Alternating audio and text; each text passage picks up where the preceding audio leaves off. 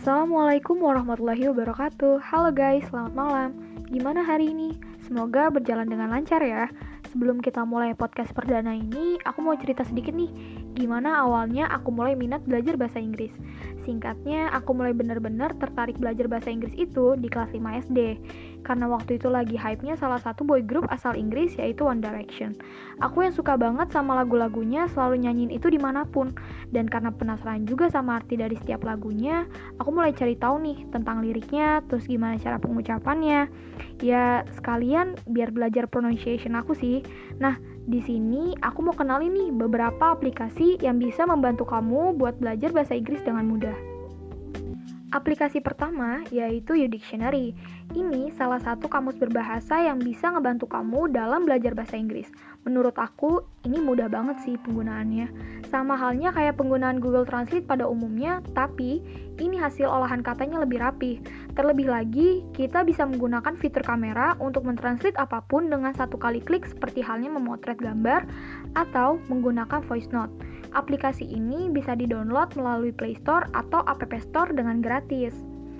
Dan untuk aplikasi yang kedua, aku menggunakan aplikasi Duolingo. Ini menurut aku salah satu aplikasi belajar bahasa Inggris dengan lebih fun sih, karena aplikasi ini menggunakan metode belajar sambil bermain.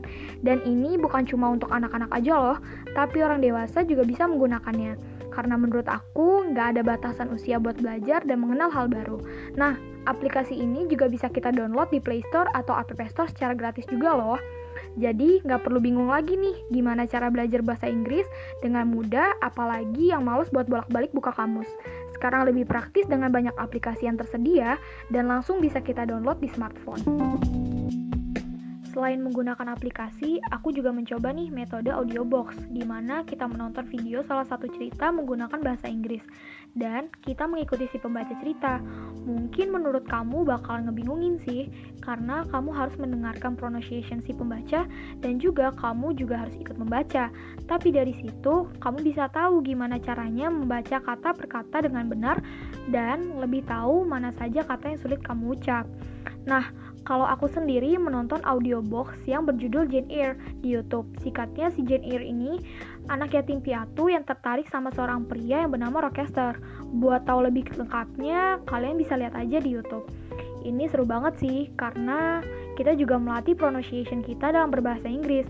Terlebih juga karena audiobox ini menggunakan aksen British, jadi menurut aku makin seru aja kita belajarnya.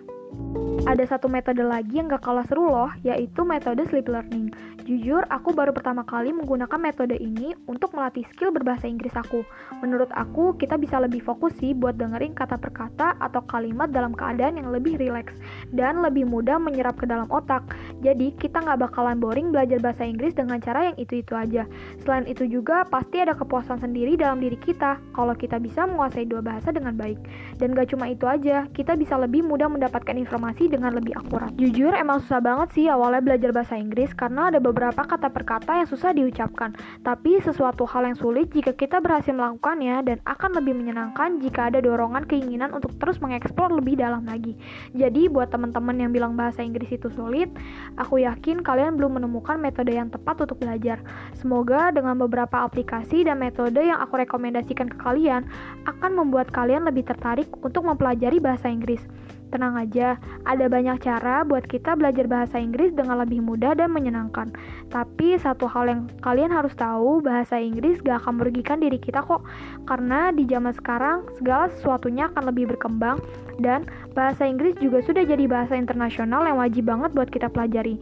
Tujuannya biar kita makin berkembang dan gak stuck di situ aja tanpa mempelajari hal baru. Selain itu juga, pasti ada kepuasan sendiri dalam diri kita kalau kita bisa menguasai dua bahasa dengan baik. Dan gak cuma itu, kita bisa lebih mudah mendapatkan informasi dengan lebih akurat. Segitu aja podcast perdana aku buat hari ini. Aku ngerasa have fun banget karena bisa berbagi informasi yang semoga bermanfaat buat kita semua lewat podcast ini. Sampai ketemu lagi. Selamat malam. Wassalamualaikum warahmatullahi wabarakatuh.